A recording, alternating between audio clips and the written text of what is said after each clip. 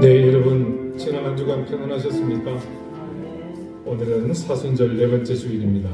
이제 다 같이 자리에서 일어나셔서 주님의 고난과 십자가의 희생을 기억하는 사순절 넷째 주일 예배를 하나님 앞에 함께 드리겠습니다.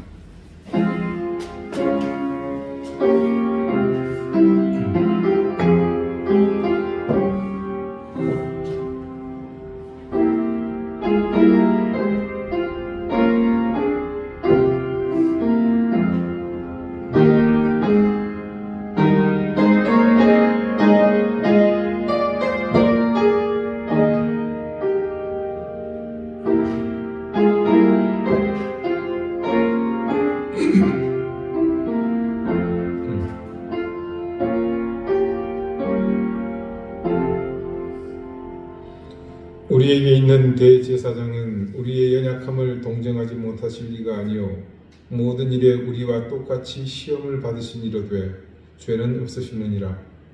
그러므로 우리는 긍휼하심을 받고 때를 따라 돕는 은혜를 얻기 위하여 은혜의 보좌 앞에 담대히 나아갈 것이니라. 아멘. 천지를 분간할 수 없는 짙은 어둠 속에서도 언제나 우리에게 빛이 되어 주시는 하나님, 죄를 벗을 수 없는 인간을 짓누르고 우리를 온통 탐욕으로 몰아가는 제각각 자신의 색깔로 세상을 온통 물들이려 하는 무수한 욕망들의 혼재 속에서 소란과 소유만 있을 뿐입니다. 하나님, 우리가 얇은 귀로 그 소리에 잠식되어 그 소유에 참여하지 않게 하시고 그 소음에 우리의 소리를 더하지 않게 해주십시오. 오로지 주님이 걸어가신 이 고난의 시간 속에 스스로를 통해 우리를 철저히 다스리며 절제하며 겸손하기를 최선을 다해 감당하게 해주십시오. 그래서 주님께서 희생하신 그 대속의 의미를 더욱 깊이 느끼고 호흡하는 시간이 되게 해주십시오. 이 시간 고난의 주님을 바라보는 이 예배 시간이 그런 우리의 고백으로 온전해지는 순간이 되게 해주시며 우리 삶의 이정표가 되어주시는 주님이 가신 길로 기꺼이 다가가는 결단의 시간이 되게 해주십시오. 예수 그리스도 이름으로 기원하옵나이다. 아멘. 3장 찬송 함께 하겠습니다.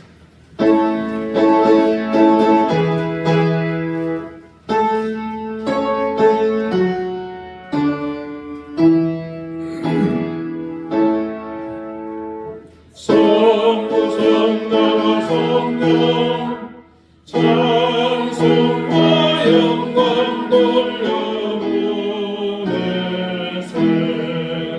태초로 지금까지 영원한 것 성삼위께 영광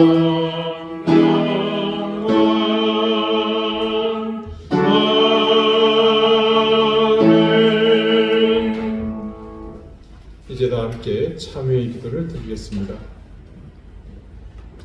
회개하며 자복하는 인생들의 죄를 언제나 용서하시는 주님, 주님의 자비로우심 앞에 이 시간 우리의 허물과 죄를 고백하며 사죄 은총을 구합니다. 하나님의 자녀인 우리가 죄의 권세 아래서 자유하지 못하고 습관을 따라 육체의 소욕을 따라 죄의 멍에를 지고 살았습니다. 거짓과 불의, 더럽고 추한 욕망을 이루기 위해서 지독한 열심을 냈습니다.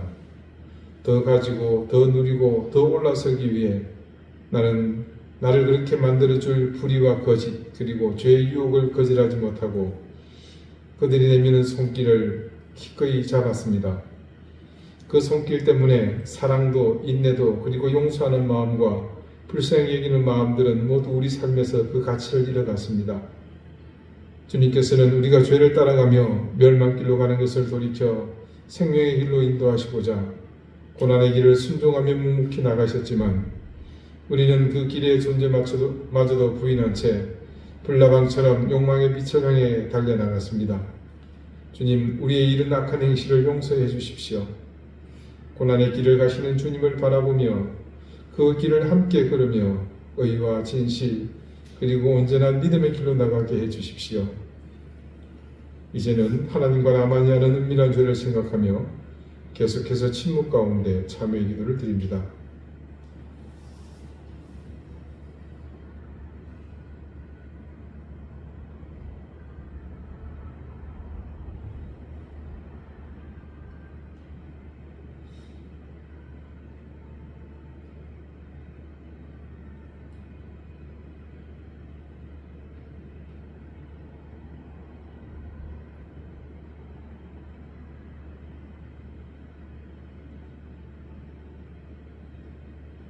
하나님께서는 자신의 부끄러운 죄를 솔직하게 고백하는 사람들에게 말씀하십니다. 이에 여자에게 이르시되 네 죄 사함을 받았느니라. 아멘. 이제는 사도신경으로 우리의 신앙을 고백하오니 나는 전능하신 아버지 하나님 천지의 창조주를 믿습니다. 나는 그의 유일하신 아들 우리 주 예수 그리스도를 믿습니다. 그는 성령으로 잉태되어 동정녀 마리아에게서 나시고 본디오 빌라도에게 고난을 받아 십자가에 못 박혀 죽으시고 장사된 지 사흘 만에 죽은 자 가운데서 다시 살아나셨으며 하늘에 오르시어 전능하신 아버지 하나님 우편에 앉아 계시다가 거기로부터 살아있는 자와 죽은 자를 심판하러 오십니다. 나는 성령을 믿으며 거룩한 공도회와 성도의 교제와 죄를 용서받는 것과 몸의 부활과 영생을 믿습니다. 아멘. 자리에 앉으시기 바랍니다. 이제 다 함께 성시를 교독하겠습니다. 성시는 교독문 127번 사순절 네 번째입니다.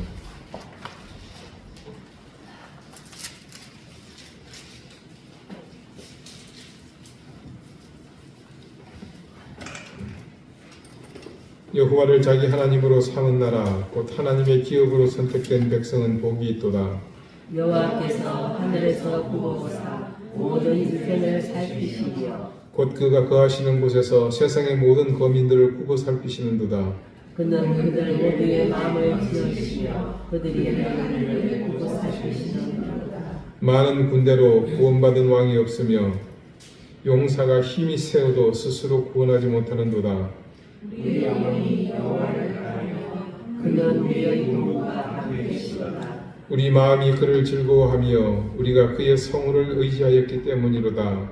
여호와여 우리가 깨달아는 대로 주의 인자하심을 우리에게 베푸소서. 아멘. 기도드리겠습니다. 거룩하신 하나님, 주님의 고난을 매주일 묵상하며 주님의 크신 사랑과 은혜를 깊이 깨닫게 되고 그 깨달음으로 주님 앞으로 한 걸음 더 다가갑니다. 그 속에 깊이 새겨진 하나님의 사랑하심을 또 바라보며 우리의 마음을 다해 아버지 하나님을 향해 감사와 찬양을 드립니다. 주님, 우리의 씻을 수 없는 죄를 대신하여 십자가를 지신 당신의 고난을 기억합니다. 벌겨 벗겨진 채 채찍에 맞으시고 화시간을 쓰시며 침뱉음을 당하시고 조롱과 멸시 속에서 피 흘리며 걸어가신 그 길이 바로 우리를 살리시려는 생명의 길이었음을 믿습니다. 죄 없으신 주님께서 우리의 모든 죄를 짊어지시고 그 십자가에서 죽기까지 순종하신 그 희생으로 우리가 죄 사함을 받고 하나님 자녀가 되는 은혜를 얻게 되었음을 또한 믿습니다. 그 사랑과 은혜를 우리의 지식으로는 헤아릴 수 없습니다. 그래서 그저 감사하며 단지 그 사랑의 걸음을 묵상하고 기도할 뿐입니다. 주님께서 조롱과 멸시 속에서도 침묵하셨고 채찍에 맞으시고 가시관을 쓰시며 무거운 십자가를 지고 골고다 언덕을 오르셨던 그 길을 생각합니다. 그리고 이제 그 걸음 앞에 교만했던 우리의 마음을 겸손히 겸비하며 더욱 절실히 우리를 살리기 위해 찢기시고 상하신 주님의 몸을 묵상하며 그 사랑이 얼마나 크고 놀라운지 더 절실히 알기 원합니다.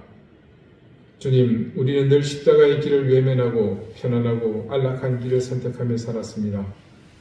나를 부인하고 주님의 길을 따르기보다 내 유익과 욕심을 따라 살았습니다.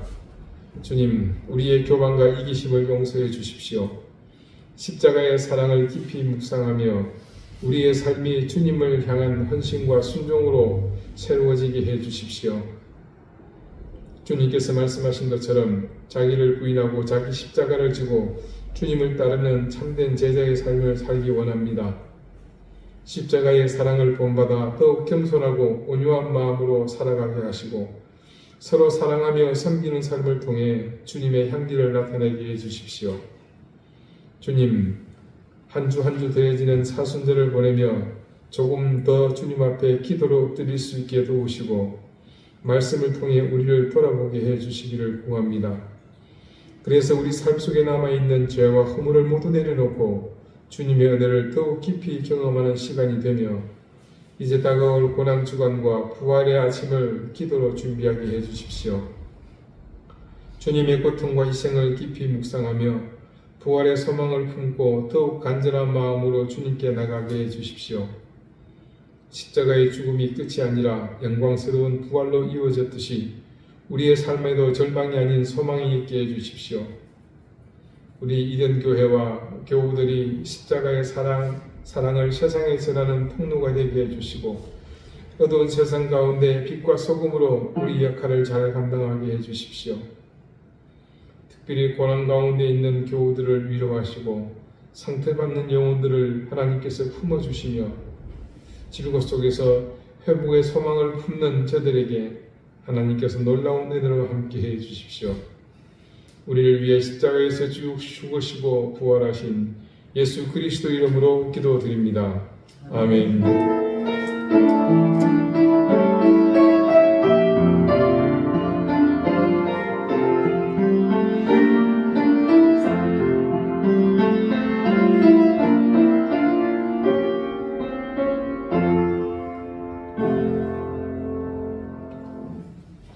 (21장) 찬양하겠습니다.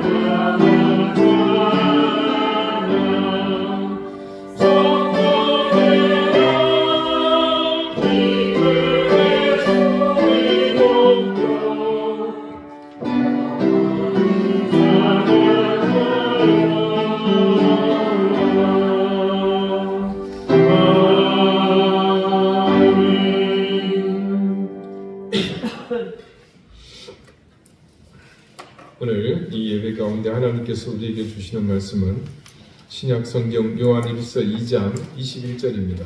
신약 389쪽입니다.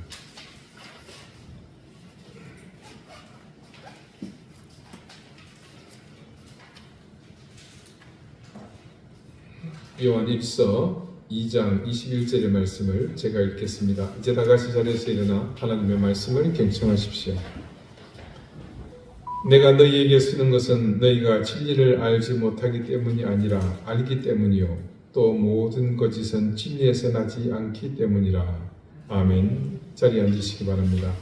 하나님께서 이 말씀으로 우리에게 은혜 주시기를 원합니다. 옛날 어느 나라에 새 옷을 너무나 좋아해서 옷을 갈아입는 데에만 모든 돈을 다 쓰는 임금이 살고 있었습니다. 이분은 정사를 돌보는 일에는 전혀 관심이 없었고 오직 사람들에게 자신의 새 옷을 뽐내는 일에만 열중했습니다. 그런 임금님의 성향을 모든 백성들은 잘 알고 있습니다. 그래서 지금 임금님 어디 계실까? 당연히 옷장에서 옷을 갈아입고 계시겠지 라고 다들 말할 정도였습니다. 그러던 어느 날 이 나라에 2명의 유명한 사기꾼이 찾아왔습니다. 그들은 자신들이 세상에서 가장 아름답고 신비한 옷감을 짤 수 있는 재단사라고 소개합니다. 당연히 옷을 좋아하는 임금님은 그들을 자신의 궁으로 불렀습니다. 그들은 임금님을 아리란 자리에서 이렇게 말합니다. 폐하, 우리가 만드는 옷은 단순히 아름다울 뿐만 아니라 아주 특별한 힘을 가지고 있습니다. 자기 직책에 어울리지 않는 무능한 사람이나 어처구니 없을 정도로 멍청한 사람의 눈에는 절대로 보이지 않는 신비한 옷입니다. 물론 뻥이죠. 임금님은 생각했습니다. 정말 훌륭한 옷이구나. 그 옷을 입으면 내 나라의 신하들 중 누가 무능한 사람인지 누가 멍청이인지 단번에 가려낼 수 있겠군. 임금님은 사기꾼들에게 거액의 금화와 최고급 실을 내주며 당장 옷을 짜라고 명령했습니다. 사기꾼들은 배틀 2대를 차려놓고 밤낮으로 일을 하는 신용을 했습니다. 하지만 배틀 위에는 아무런 실도 걸려있지 않았습니다. 궁금해진 임금님은 자신이 가장 신뢰하는 늙은 장관을 보내 작업 상황을 확인하게 했습니다. 배틀을 찾아간 장관은 그 앞에서 눈을 크게 떴습니다. 배틀 위에는 아무것도 없었기 때문입니다. 하지만 그는 속으로 생각했습니다. 아무것도 안 보이다니, 그럼 내가 멍청한 것인가? 그렇다면 나는 장관의 자격이 없는가? 이 사실이 알려지면 나는 당장 모가지가 댕강 날아가겠군. 그래서 결국 장관은 보이지 않는 옷감을 가리키며 화려한 무늬와 색상을 극찬했고 임금님께 돌아가 그대로 보고했습니다. 뒤에 간 신하들도 똑같았습니다. 배틀 앞에 서면 아무것도 보이지 않았지만 역시 그 늙은 장관처럼 자기가 무능하달까 또 멍청하다는 소리를 들을까 두려워서 정말 아름다운 옷감입니다 라고 거짓 찬사를 보냈습니다. 마침내 임금님 자신도 신하들을 거느리고 재단사들을 찾아갔습니다. 임금님의 눈에는 아무것도 보이지 않았습니다. 그는 경악했습니다. 왜요? 이때까지 모든 신하들은 다 아름답다고 얘기를 했는데 자기 눈에는 아무것도 없거든요. 그럼 내가 멍청한 건가? 나는 무능하구나. 왕의 자격이 없구나. 이건 취향입니다. 하지만 임금님은 애써 미소를 지으며 외쳤습니다. 정말 만족스럽구나. 아주 훌륭해. 신하들도 전하 황공하옵니다. 등단한 맞장구를 쳤습니다. 폐하 정말 기가 막히게 아름다운 옷입니다. 그런데 그렇게 궁 안에서 모든 것이 해결될 줄 알았지만 골치 아픈 일이 드디어 터졌습니다. 임금님이 백성들 앞에서 행진해야 하는 날이 다가오고 있었거든요. 마침내 행진하는 날이 되었습니다. 임금은 애써 그 옷을 입고 싶지 않았지만 사기꾼들은 임금님의 몸에 새 옷을 입혀주고 싶었고 그것을 입혀주었습니다. 물론 흉내만 낸 거죠. 폐하, 이제 바지를 입으실 차례입니다. 이제 겉옷을 걸치시죠. 이게 거미줄처럼 가볍다 보니 입으셔도 아마 느낌도 없으실 겁니다. 임금님은 거울 앞에서 몸을 이리저리 돌리며 빤스바람으로 감탄합니다. 드디어 원치 않던 행진이 시작되었습니다. 시종들은 보이지도 않는 옷자락을 받쳐들고 걷는 흉내를 냈습니다. 길가에 모인 백성들은 모두 외쳤습니다. 임금님의 새 옷이 정말 눈부시구나. 소매장식이 정말 멋져. 백성들 중 어느 누구도 이 사실 앞에서 진실을 말하지 못했습니다. 왜냐하면 말하는 순간 자신은 무능하거나 혹은 바보가 되기 때문이었습니다. 그때 군중 속에 한 어린아이가 외쳤습니다. 임금님이 아무것도 안 입었네. 빤스만 입었다. 아이의 아버지가 당황하며 말했습니다. 저 순진한 아이가 하는 말을 들어보세요. 그러자 사람들 사이에서 수군거림이 시작되었습니다. 저 아이가 임금님이 아무것도 안 입었대요. 빤스바람이래요. 마침내 온 나라 백성들이 한 목소리로 외치기 시작했습니다. 임금님은 아무것도 안 입었다. 빤스바람이다. 벌거숭이다. 임금님은 온몸이 떨렸습니다. 백성들의 말이 옳다는 것을 스스로도 느꼈기 때문이죠. 하지만 임금은 생각했습니다. 어쨌든 이 행진은 끝을 내야 돼. 임금님은 전보다 더 당당하게 허리를 펴고 걸었습니다. 시종들도 잊지도 않은 옷자락을 더 높이 치켜든 채 임금님의 뒤를 따릅니다. 여러분, 오늘 본문 21절의 말씀이요, 그 의미가 바로 이 임금님이 벌거벗은 사실을 있는 그대로 외친 그 어린아이의 외침과 같습니다. 내가 너희에게 쓰는 것은 너희가 진리를 알지 못하기 때문이 아니라 알기 때문이요, 또 모든 거짓은 진리에서 나지 않기 때문이라.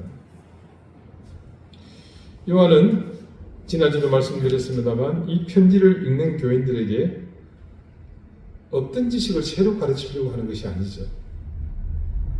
세상에 화려한 옷을 입은 논리들에 압도되어 내가 믿는 이 투박한 예수가 정말 전부인가? 나만 시대에 뒤처진 바보인가? 라며 흔들리는 이 에베소 교인들을 향해 단호하게 외치는 겁니다. 빤스 발음이지 않느냐? 너희는 이미 진리를 알고 있다. 너희는 지금 벌거벗은 것을 알고 있지 않느냐? 너희의 영혼이 느끼는 그 거룩한 직관이 맞다. 그러니 쫄지 말고 위축되지 말고 자부심을 가져라. 사람들은 일반적으로 몰라서 가르쳐준다는 가르치는 논리에 익숙하죠. 네가 모르니까 내가 가르쳐줄게. 네, 이게 가장 일반적입니다. 그런데 오늘 요한은 정반대로 말하죠. 너희가 알기 때문이라. 아는데 뭘 가르친다는 겁니까? 그렇습니다. 뭘 가르친다기보다는요, 오히려 요한의 이 말에는 충분한 신뢰와 더불어 격려가 담겨 있는 것을 우리가 느낄 수 있습니다. 여러분, 그 당시 에베소 교회 주위를 둘러싸고 있는 영적 공격의 실체가 뭐였습니까? 이단, 영지주의였습니다. 굉장히 똑똑한 사람들이었거든요. 그들은 교인들에게 다가와서 아주 세련된 말투로 유혹하죠. 너희가 교회에서 배운 그 십자가의 복음은 너무 기초적이고 유치해. 내가 알려주는 이 비밀스러운 수준 높은 지식을 알아야 진짜 수준 있는 그리스도인이 되는 거야. 이거는 그리스 헬라의 철학의 진수야. 이거는 정말 높은 학문을 가진 엘리트만 이해할 수 있는 거예요.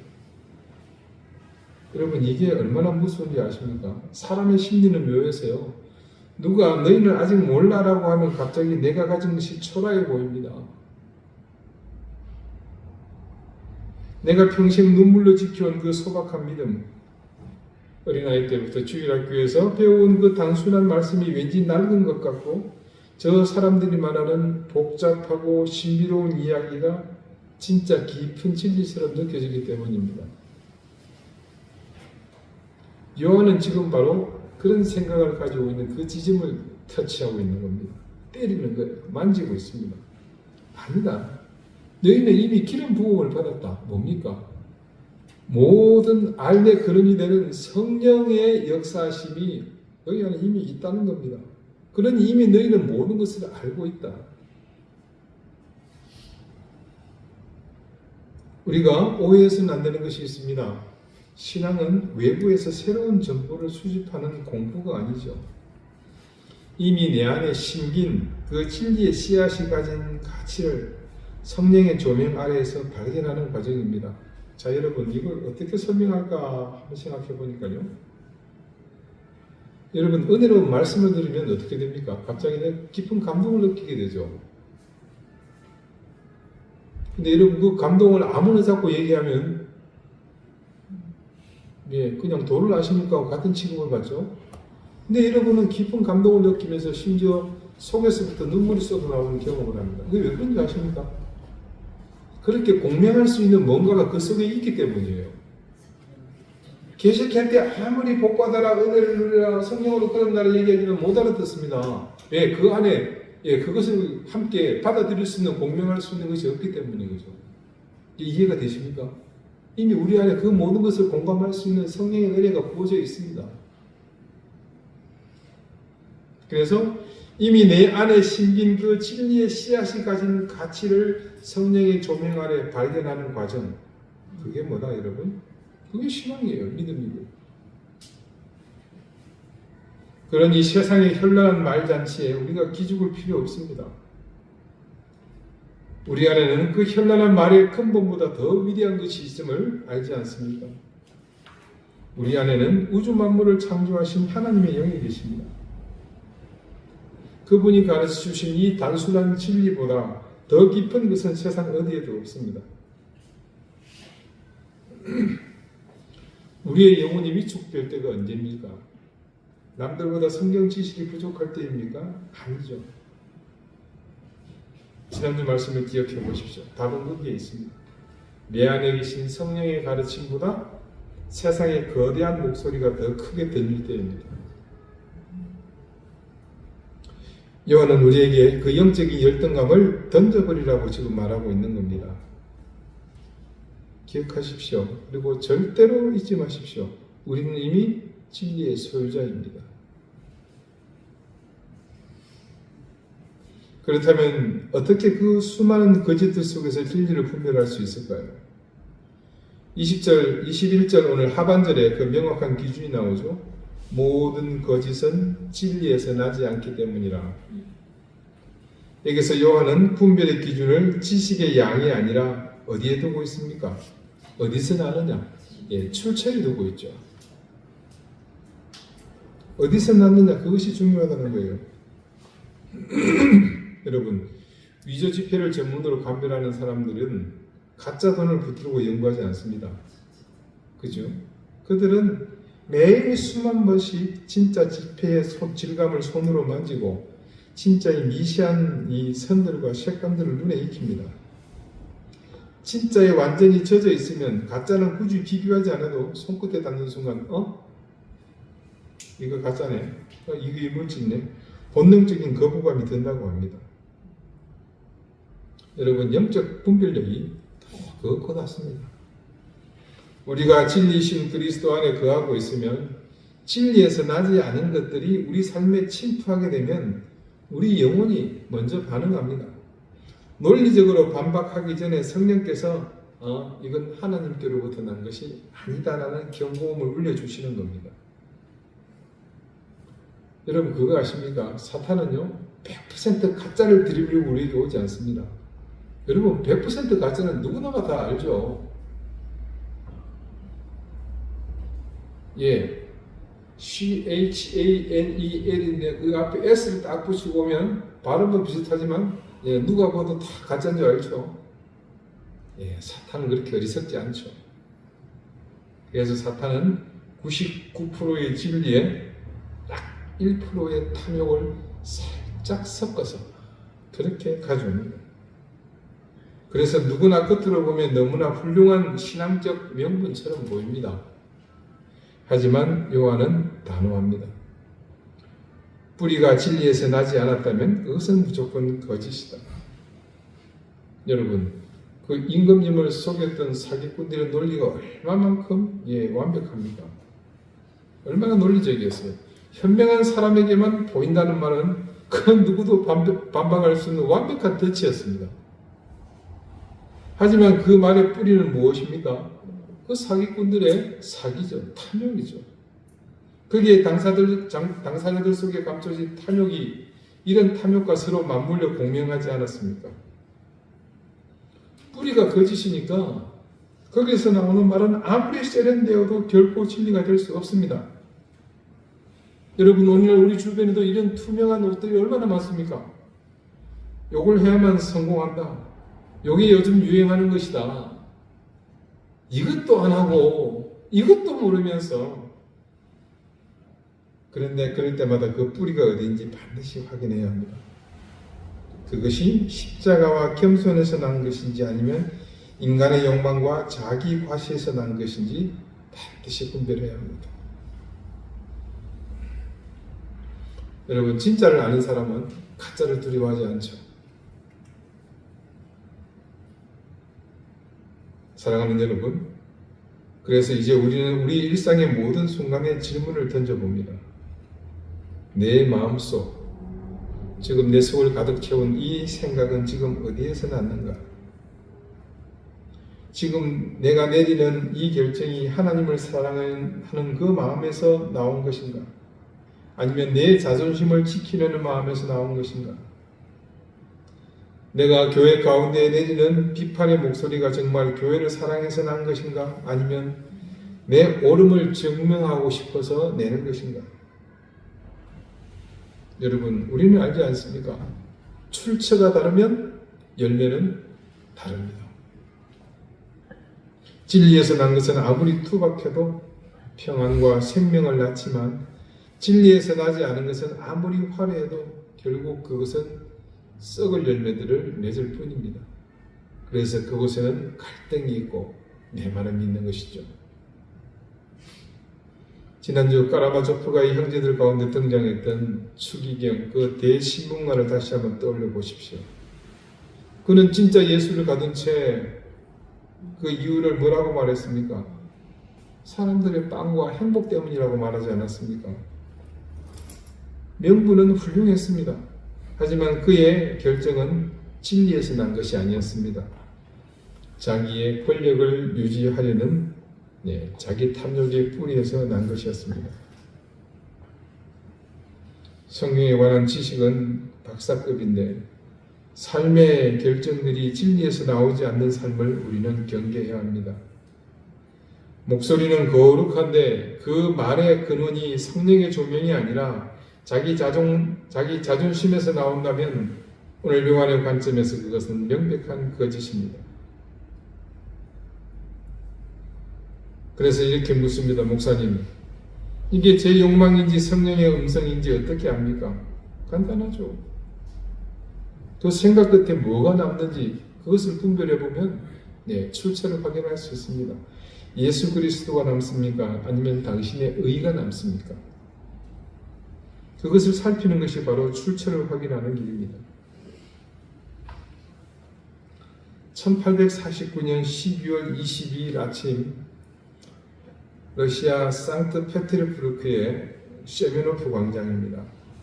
영하 20도의 매서운 칼바람이 부는 가운데 28세의 청년 도스토옙스키를 포함한 21명의 사형수가 현장으로 끌려 나왔습니다. 죄명은 반정부 비밀결사 모임 가담. 당시로서는 용납될 수 없는 중죄였습니다. 사형수들에게 하얀 수의가 입혀졌고 신부가 다가와 마지막 기도를 올린 뒤 십자가를 내밀어 입을 맞추게 했습니다. 사형 집행관은 사형수들을 3명씩 묶어 사형 기둥에 세웠습니다.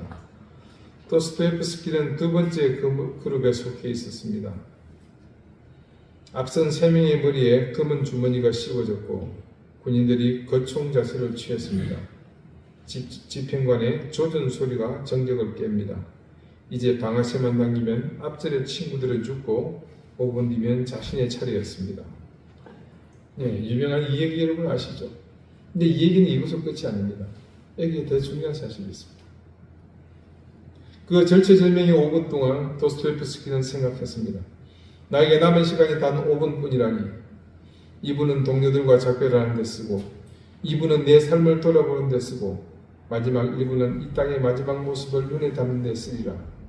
눈물을 흘리며 황금빛 성당의 돔을 바라보던 그 찰나의 순간이었습니다. 방아쇠가 당겨지기 직전 광장 저편에서 한 장교가 흰 손수건을 흔들며 달려옵니다. 멈추십시오. 황제 폐하의 특사요. 차르 니콜라이 1세가 집행 직전에 감형 결정을 내린 겁니다. 그런데 사실 이것은 황제가 계획한 잔인한 심리전이었습니다. 죽음의 공포를 극한까지 맛보게 한 뒤 자비를 베풀어서 뭘 하려는 겁니까? 이제는 황제께 절대적으로 충성해야 되겠구나. 함께 서 있던 동료 중 한 명은 그 충격에서 그 자리에서 기절해버립니다. 하지만 도스토옙스키는 달랐습니다. 그는 살아났다는 사실에 전율하며 동생에게 편지를 썼습니다. 형제여, 나는 결코 낙심하지 않을 것이네. 삶은 어디에나 있고 내 안에도 있네. 나는 다시 태어났네. 이 와중에 편지를 어떻게 쓰는지 설명이 없어요. 그는 발에 5kg의 쇠사슬을 찬 채 시베리아 유백길에 오릅니다. 참 러시아는 좋겠어요. 말끝마다 시베리아로 버리잖아요. 그래서 이놈도 시베리아, 저놈도 시베리아. 그 머나긴 여정 중에 토블스크라는 지역을 지날 때였습니다. 1825년 데카브리스트 반란으로 유배해 왔던 제수들의 부인들이 이 가련한 사형수들을 찾아왔습니다. 그중 한 명이 바로 나탈리아 폼비지나 부인이었습니다. 그녀는 떨고 있는 젊은 사형수의 손에 헌책 한 권을 쥐어주었습니다. 그것은 당시 유배지에 반입이 허용된 유일한 책, 신약 성경이었습니다. 부인은 책장 갈피에 몰래 25루블의 지폐를 숨겨두어 그의 생존을 도왔습니다. 도스토옙스키는 이 성경책을 품에 안고 옴스크 형무소의 차가운 바닥에 몸을 누였습니다. 이후 4년 동안 그는 발의 쇠사슬을 단 한 번도 풀지 못했습니다. 여름엔 먼지 속에서, 겨울은 성에가 낀 감옥 안에서 그는 폼비지나 부인이 준 성경을 읽고 또 읽었습니다. 글자가 따라 없으실 정도로 그 말씀을 파고들었습니다. 마침내 1854년 4년의 옥살이를 마치고 병역 의무를 위해 출옥했을 때 그는 자신에게 성경을 주어 살게 했던, 성경을 주어서 생을 포기하지 않고 살게 했던 생명의인인 폼비지나 부인에게 편지를 씁니다. 이 편지는 유배지의 고통이 그의 영혼에 어떤 결론을 내리는지를 보여주는 보고서였습니다. 그리고 이 편지 가운데서 도스토옙스키의 그 유명한 신앙 고백이 전해집니다. 부인, 나는 고통의 영광로 속에서 믿음의 상징을 얻었습니다. 그것은 아주 간단합니다. 그리스도보다 더 아름답고 깊고 완벽한 존재는 없다는 사실입니다. 그 다음입니다. 귀 기울여 들어보십시오. 설령 누군가 그리스도가 진리 밖에 있다고 내게 증명한다 할지라도 나는 진리보다 차라리 그리스도와 함께 남겠습니다. 설령 누군가 그리스도가 진리 밖에 있다고 내게 증명한다 할지라도 나는 진리보다 차라리 그리스도와 함께 남겠습니다. 이 이야기는 단순한 정기적 사실이 아니라 진실을 눈으로 본 자의 고집을 보여주는 아주 강력한 도구입니다. 여러분, 도스토옙스키가 사형장에서 겪은 그 5분, 그리고 시베리아 감옥에서 쇠사슬을 찬 채 읽었던 그 성경 한 권이 어떤 결과를 낳았는지 보십시오. 그는 지식으로 예수를 배운 게 아니라 죽음의 문턱에서 예수를 만났습니다. 그래서 세상에 어떤 똑똑한 논리가 예수를 부정해도 그는 자기가 만난 실체를 부정할 수 없었던 겁니다. 이것이 바로 오늘 요한이 말하는 너희가 이미 아는 진리의 힘입니다. 또한 이것은 바로 요한이 말하는 진리를 아는 자의 자존감이기도 합니다. 세상이 말하는 객관적인 진리, 지식, 세련된 논리가 아무리 정교하게 나를 압박해도 목숨까지도 마음대로 좌지우지할 수 있는 거대한 권력의 짓누름 속에서도 내 영혼이 만난 그리스도라는 실체를 절대로 부정할 수 없다는 그런 도스토옙스키의 선언입니다. 오늘날 교회가 세상 가운데서 이전보다 약해진 이유가 정보가 없어서가 아니라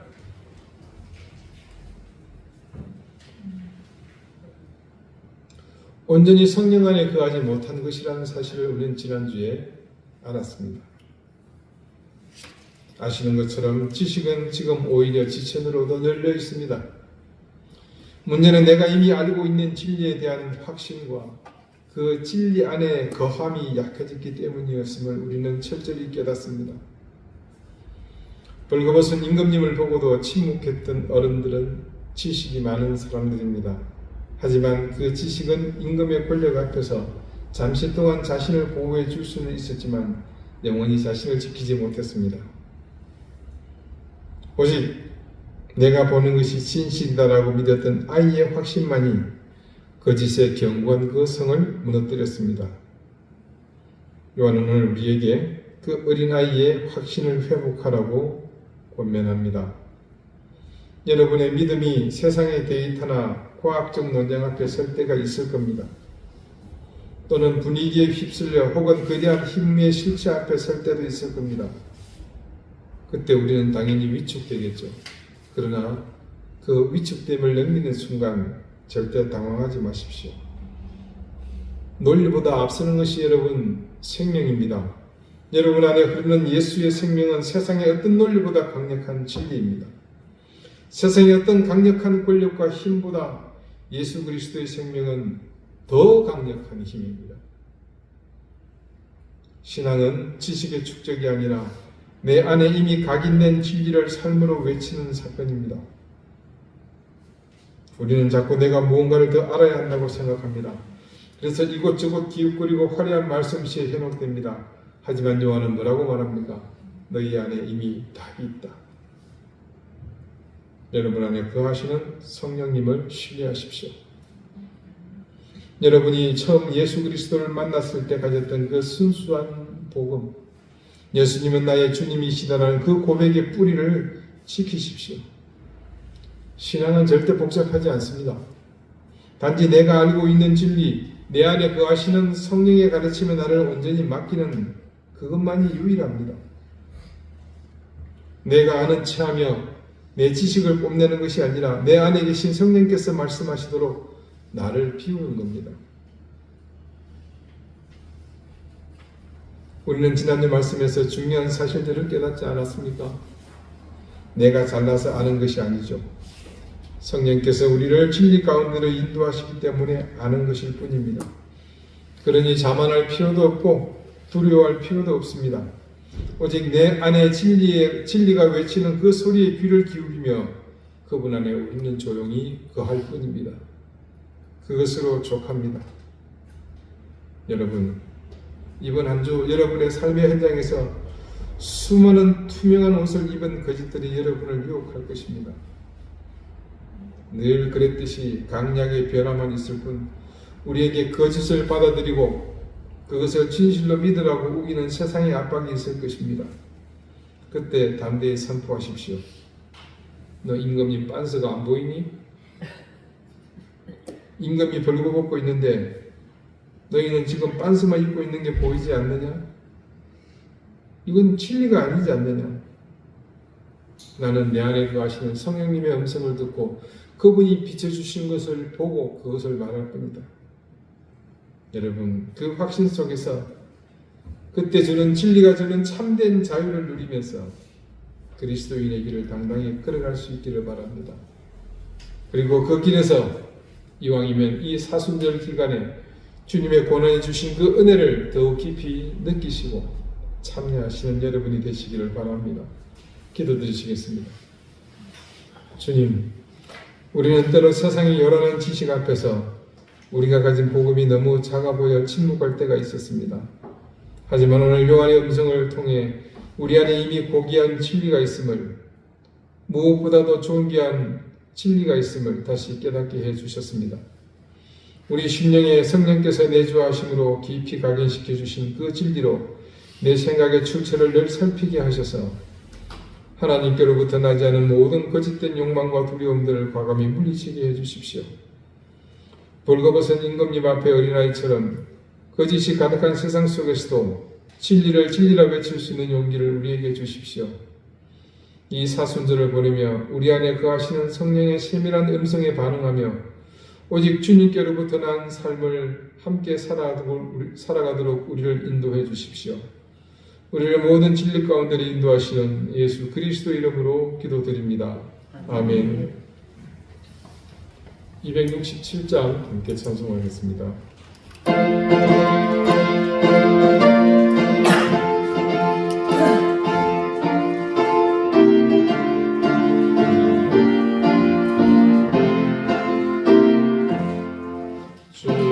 확실한 약속의 말씀 듣고 주를 믿으면 구원을 얻으리라.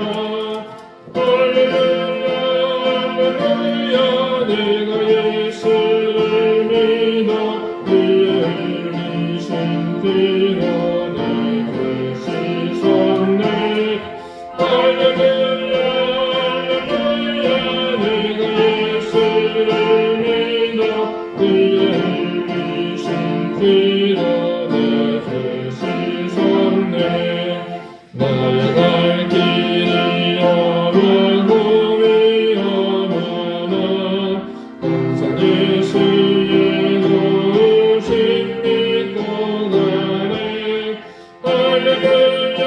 할렐루야 내가 예수를 믿어 그의 일리신 피로 내 죄 씻었네 할렐루야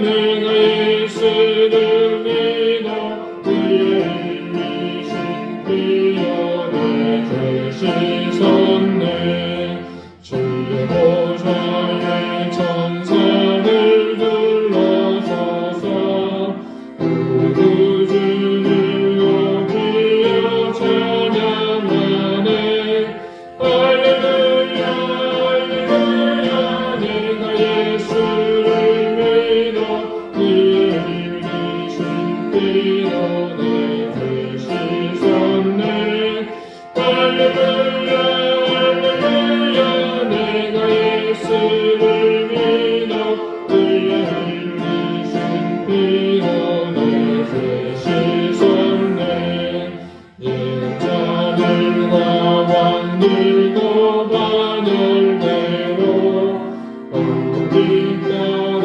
나와 찬송하네 할렐루야 할렐루야 내가 예수를 믿어 그의 일리신 피로 내 죄 씻었네 할렐루야 할렐루야 내가 예수를 믿어 그의 일리신 피로 내 죄 씻었네 우리 모두가 그 말을 믿고 들려 함께 즐거운 찬송을 부르리라 할렐루야 할렐루야 내가 예수를 믿어 그의 일리신 피로 내 죄 씻었네 할렐루야 할렐루야 내가 예수를 믿어 그의 일리신 피로 내 죄 씻었네 주님의 은혜와 사랑을 감사드립니다. 오늘 하나님 앞에 감사한 마음을 담아 귀한 예물을 드린 손길들의 마음을 기억해 주십시오. 이 모든 것이 주님의 은혜임을 믿고 그것이 주님께로부터 왔음을 고백하며 드린 것입니다. 하나님 그곳에 헌신이 있고 사랑이 있고 하나님을 향한 열정이 있습니다. 주님 그 모든 것을 귀하게 받으시고 하늘의 신령한 은혜와 땅의 기름진 복으로 응답해 주십시오.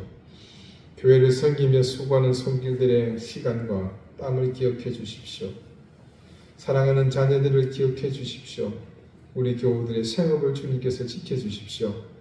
무엇보다 즐거로 고통받는 하나님의 자녀들을 주님께서 치료해 주시고 회복해 주시고 강건케 해 주십시오. 감사드리며 예수 그리스도 이름으로 봉헌 기도드립니다. 아멘. 예, 교회 소식 특별한 건 없고요.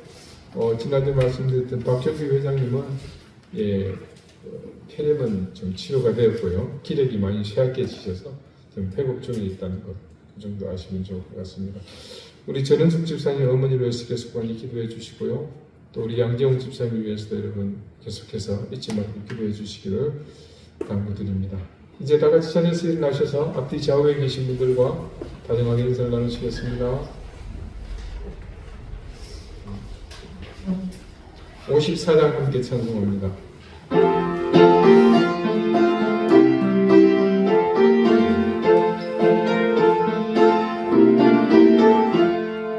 주여 복을 구하오니 편히 가게 하시고 사랑받아 주를 이기고 하시고 광야 같은 세상에서 항상 인도하소서 주의 복된 말씀 듣고 또한 감사합니다. 구원받은 주의 선도 열매 맺게 하시며 하나님이 우리 함께 주시옵소서. 아멘.